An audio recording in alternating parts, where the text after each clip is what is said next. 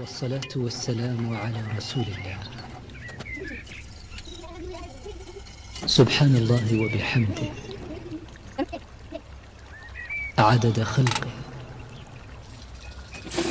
ورضا نفسه وزنة عرشه ومداد كلماته. أصبحنا وأصبح الملك لله والحمد لله، لا إله إلا الله وحده لا شريك له، له الملك وله الحمد وهو على كل شيء قدير. رب نسألك خير ما في هذا اليوم وخير ما بعده، ونعوذ بك من شر ما في هذا اليوم وشر ما بعده. رب نعوذ بك من الكسل وسوء الكبر. رب نعوذ بك من عذاب في النار وعذاب في القبر.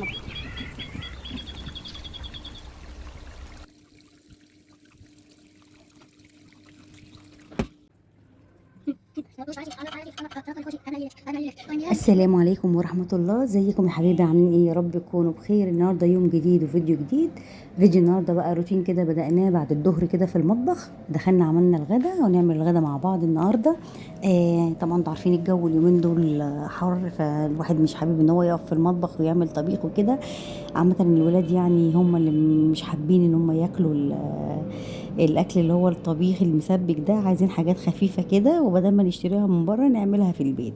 قبل ما نبدا بقى الفيديو بتاعنا ما ننسوش نصلي ونسلم على سيدنا محمد صلى الله عليه وسلم، وطبعا ما تنسوش تحطوا اللايك، بالله عليكم ما تنسوش اللايك، ونبدا الفيديو بتاعنا. اول حاجه بقى احنا كنت بعملها كده، ابتديت اعمل التوميه، فكنت جايبه بقى كوبايه ميه عليها معلقتين نشا كبار، او معلقتين ونص على حسب يعني النشا ما تربط معاكم. وقعدت اقلبهم الاول كده على البارد، وبعد كده رفعتهم على النار، واول ما اتشكلوا معايا طفيت عليهم وكانوا بالشكل اللي انتوا شفتوه قبل كده. بعد كده بقى الشاورما انا كنت متبلاها قبلها بيوم عشان كان عندي مشوار يعني في نفس اليوم ده، فقلت تبقى جاهزه. تبلتها وحطيتها في التلاجة كده، وجيت عملتها على طول. سهلت عليا بصراحه حاجات كتيره قوي. كنت متبلاها ببصل وملح وفلفل والبهارات العاديه بتاعتنا. وبعد كده حطيت معلقه سمنه، انا بحب اعملها بالسمنه عشان خاطر بتديها طعم كده مختلف عن ما هي تبقى بالزيت، بتبقى طعمها احلى. نزلت بقى بالفراخ على الزيت على السمنه كده بعد ما سخنت قوي، وقلبتها تقلبتين. طبعا كنت محضره عندي فلفل الالوان ده، كان جاهز عندي في الفريزر مفرزاه، وقطعت بصلايه كده شرايح وحطيتها عليه. وبعد كده طشيتها بمعلقه خل بتديها طعم كده حلو، وسبتها على النار شويه، وبعد كده طفيت. نبدأ بقى نرجع للتومية بتاعتنا. سبتها طبعا النشا دي لما قلبتها واتشكلت سبتها لما بردت خالص عشان ما تفصلش مني وانا بشغلها. جيت بقى في الخلاطة عندي كده حطيت ربع كوباية لبن، ربع كوباية زيت، وعندي ربع كوباية خل، وحطيت كمان معلقة توم كده مهروسة صغيرة، عصرت ليمونة، وهضرب كل المقدار ده كله في الخلاط. دي اللي هي التومية العادية جدا الاقتصادية اللي بتتعمل في المحلات عادي. طبعا عايزين نخليها بقى طعمها غني شوية، او نظبطها اكتر، ممكن نحط زبادي، او ممكن نزود معلقتين مايونيز، دي برضه هتديها دسامة اكتر. بس عامة هي دي التومية اللي بناكلها في المحلات، هما ما بيكلفوهاش كتير، بتبقى كلها حاجات بسيطة كده. بعد ما ضربت الخليط الاولاني ده هنزل عليه بقى بالنشا اللي انا شكلتها على النار لما بتبرد خالص عشان خاطر ما تفصلش مني وتديني نتيجة كويسة. وبعد ما اضربهم كويس او مع بعض، بظبط بقى الملح بتاعي على حسب الرغبة، بحط لها الملح واظبط طعم الملح فيها، واديها ضربة تاني في الخلاط، وبتبقى كده ايه التومية جاهزة عندي بالقوام الحلو ده والبياض الجميل ده. بصوا عارفين الطبق ده ممكن نشتريه من بره يعني بمبلغ، يعني ممكن ده يفتح معانا مطعم، بس احنا عملناه بحاجات وتكاليف بسيطة جدا. طبعا كنت جايبه لهم العيش السوري، انا كنت مشترياه من بره، فقلت بقى ايه اجهز على طول كده. قلنا بقى ايه نعمل سندوتشات كده شاورما في العيش السوري ده كده، وبالمايونيز، قصدي بالتوميه. يعني ظبطنا الدنيا كده شويه، كنت محمره لهم كمان بطاطس جنبيها، نحط كده في السندوتش ونظبط السندوتش بتاعنا. طبعا لو في خيار مخلل عندكم حطوا، لو عندكم الفلفل اللي هو المكسيكي ده حطوا، الهاليبينو ده بيدي طعم برضو حاجات حلوه في السندوتش السوري. لو عندكم دبس رمان بيديها طعم، بيوديها يعني في حته تانية، بيبقى سوري سوري فعلا. طبعا انا ولادي بيحبوا الحاجات دي، وبدل ما بيشتروها من بره بحب ان انا اعمل لهم كل حاجه في البيت، بتبقى انضف واوفر بكتير بصراحه. كده هو السندوتش بتاعي هو لفيته. طبعا هكمل الكميه كلها اللي عندي بنفس الطريقه كده. وبعد كده انا بقى بحب اديهم كده ايه قرمشه شويه، بروح حطاهم كده ايه، احط حته سمنه في الطاسه اللي انا كنت عامله فيها، او اي طاسه عندك واسعه شويه. حته السمنه دي بقى ايه بدهن كده بس بيها يا دوب، وبنزل بقى بحط السندوتش ياخد كده ايه تحميصه من الناحيتين. طبعا اللي عندهم ساندوتش ميكر بيوفر كتير قوي عليهم في الخطوه دي، لو حطيناه في قلبيها هو بقى بيديهم قرمشه كده وبيديهم شكل احلى يعني. بس لو ما عندكوش الصينيه كده يعني تؤدي الغرض برضو. هنا بقى بعد ما خلصت الكميه كلها وبقى ايه الغدا عندنا جاهز. بصوا كل الكميه دي ما طبعا ما تجيش ب8 سندوتشين من بره، بحاجه مضمونه وعاملينها في البيت، وانضف واوفر بكتير. وكمان طبعا هنقدمها مع التوميه. وكده كان الغدا بتاعنا كده، كانت حاجه بسيطه بما اني انا كنت طول النهار بره البيت، فحبيت ان انا اعمل لهم اي حاجه كده في السريع. طبعا بقى كده عندنا شويه مواعين طلعوا من مكان ما كنا بنتغدى، فايه هنغسلهم كده مع بعض. جبت طبعا الصابون السائل، طبعا بقينا دلوقتي بنوفر في كل حاجه من كتر ما كان الحاجه بقت غاليه جدا. انا كنت بستخدم اللي هو الصابون الفيبا ده، بصراحه هو ممتاز، بس طبعا دلوقتي بقى يعلوا في سعره جامد قوي. يعني اللي هما ال4 كيلو دول عاملين 85 جنيه او 80 جنيه، فكتير قوي بصراحة ان انا اجيب الصابون بالسعر ده، فاستبدلته بالصابون السائل.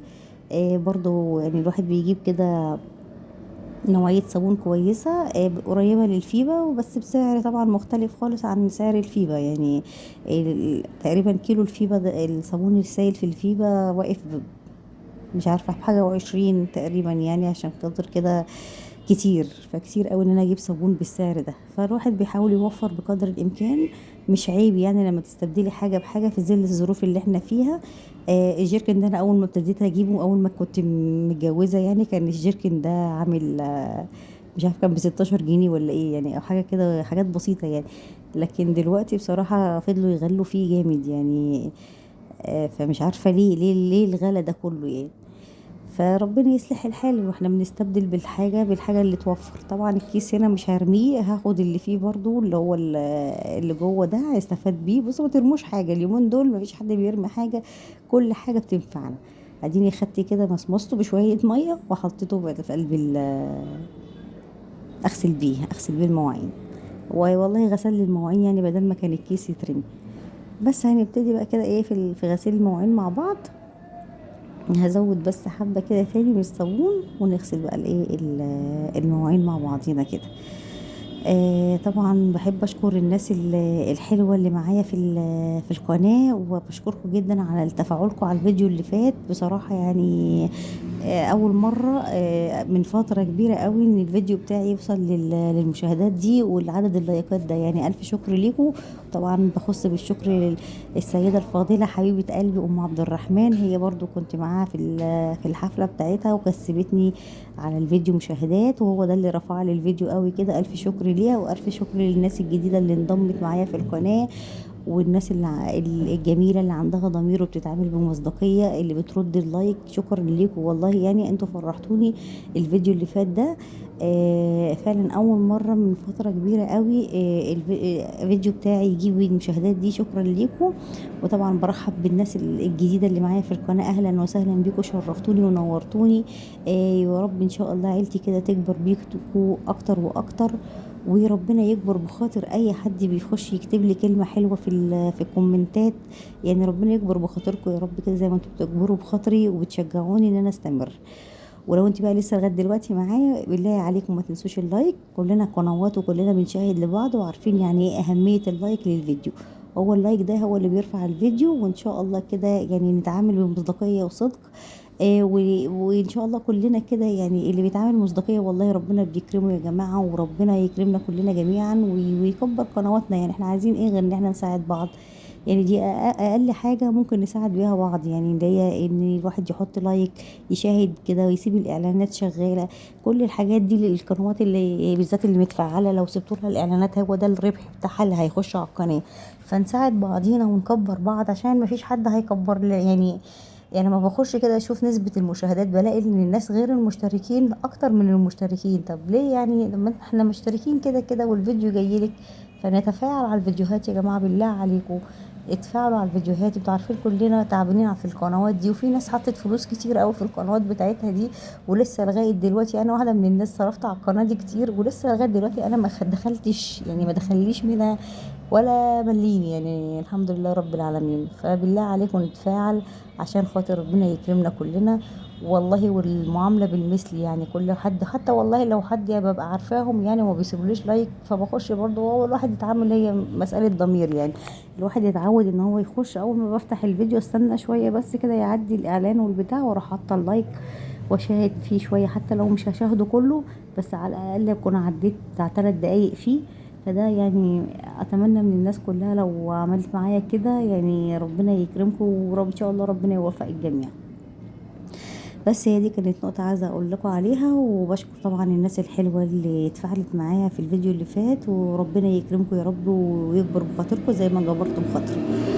ونشوف بقى الفيديو ده كده يا رب ان شاء الله يكون في عليه تفاعل برضو زي الفيديو اللي فات، ونكبر كده كلنا مع بعض. هنا بقى ايه، غسلنا بقى المواعين كده في الرغي اللي احنا رغيناه ده.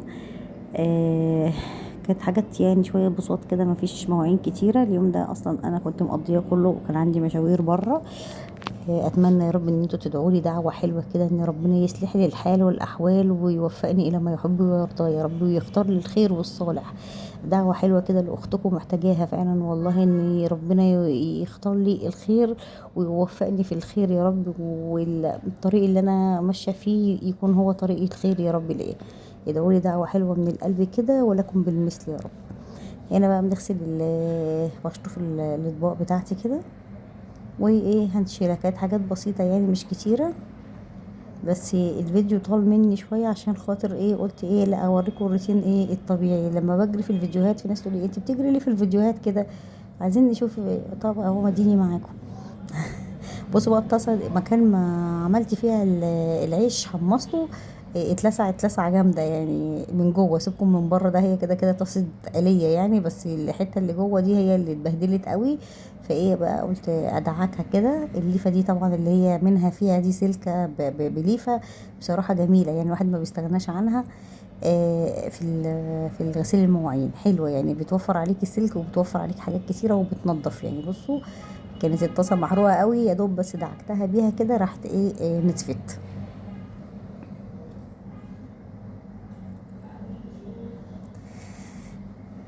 بس يا ريت يا جماعة يعني بالله عليكم ام عبد الرحمن بتعمل بث مباشر كل يوم من الساعة 10. بصراحة اللي هيخش عندها والله العظيم كسبان، اللي هيخش عندها هيكسب في قناته حاجات كتيرة قوي. هي بصوا بتساعد الناس كلها. طبعا اللي فيه بتعمل عروض يعني بعائد يعني بعائد كده ليها طبعا، وفي ساعات بتكسبكوا في قلب البث مكسب ببلاش، مشاهدات بقى، مشتركين، لايكات، على حسب ما هي بتبقى عامله جايزه في اليوم ده. بس عامه هي بتراضي الكل، حتى لو ما كسبتش في السحب بتبقى ليك برضو هديه من غير سحب. فانا بتمنى ان الناس كلها تخش عندها فعلا والله كسبان، يعني انت داخل عندها كسبان مش خسران حاجه، غير ان في مشتركين بيجولك من البث، غير ان في هدايا بتجيلك.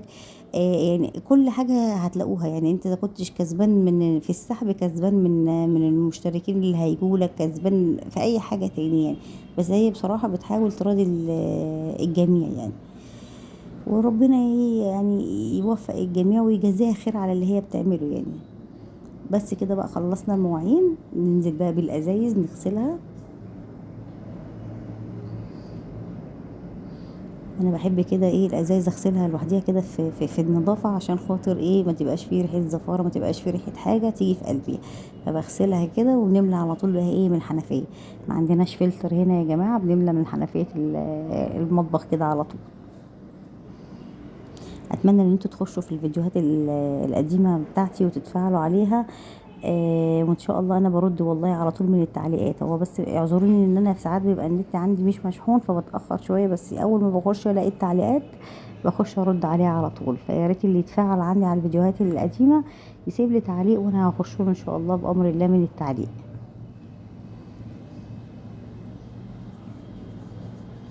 نملى بقى الازايز كده ونشيلها وندخل بقى ايه نجيب البوتاجاز بقى وبالحوامل بتاعته. انتوا عارفين لما تكونوا قالين اي حاجه على البوتاجاز الدنيا بتطرطش بقى على بوتاجاز الزيت والحاجات دي. فانا بحب ايه اول باول كده ايه زي ما قلت لكم في كل فيديو ان انا بحب اول باول انضف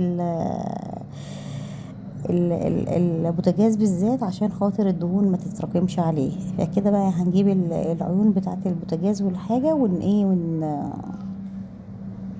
واغسلهم بقى كده. بغسل العيون كده والحوامل بتاعه البوتاجاز اغسلهم كويس. لو ايدينا فيها كل يوم هتبقى دايما نضيفه وما فيهاش اي حاجه. يعني ايديكي كده كل يوم بعد ما تخلصي الغدا بتاعك والطبيخ وكده امسكي بقى البوتاجاز كده اغسلي العيون بتاعته، اغسلي الحوامل بتاعته، اغسليه هو نفسه من الجناب ومن الازاز ومن كل حاجه. هتلاقيه دايما كده نظيف ودايما ايه بيبرق. وانا من الناس ان اي حاجه لو وقعت على البوتاجاز وانا بطبخ اروح قايمه شايلاها ومسحاها عشان خاطر لو استمريت عليها الحاجه بتلزق في قلب البوتاجاز وممكن تتحرق لو فضلت شغاله عليها. لو مثلا وقع منك شويه صلصه، وقع منك بالذات اللبن لو فرع على البوتاجاز لازم تشيلها على طول وتغسليها عشان خاطر دي بتلزق يعني مع النار، بتلزق على البوتاجاز وبتبقى صعبه قوي ان انت تشيليها ايه بسهوله كده. بس كده. فانا اول باول بغسل ايه البوتاجاز وعيون البوتاجاز. هنا بقى ايه غسلنا الحوامل كده زي ما انتم شايفين.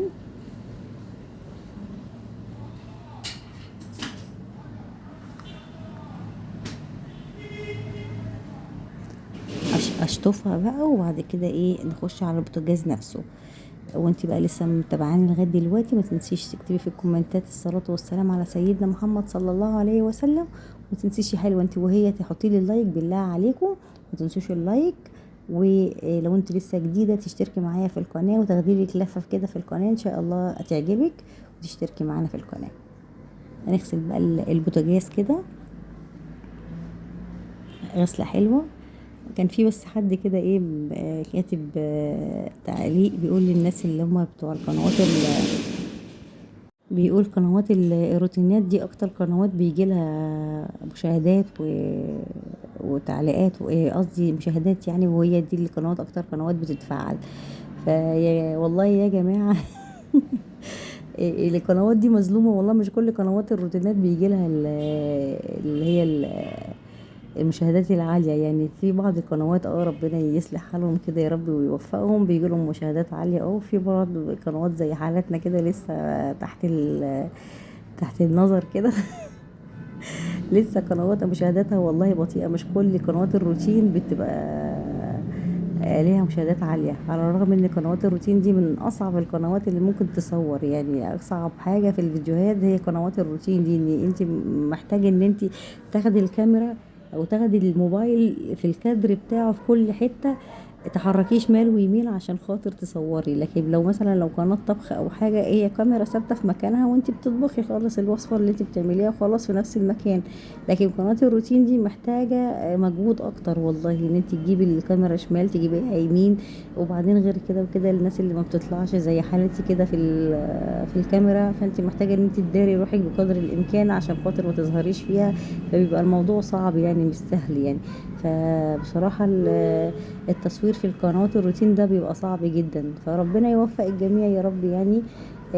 ومشاهدات دي على حسب يعني انت ورزقك ونصيبك يعني. مش شرط ان قنوات الروتين في قنوات الروتين الكبيرة بتجيلها مشاهدات كتيرة لكن لسه الصغيرين اللي زي حالاتنا دول يلا على الله حكايتنا يعني.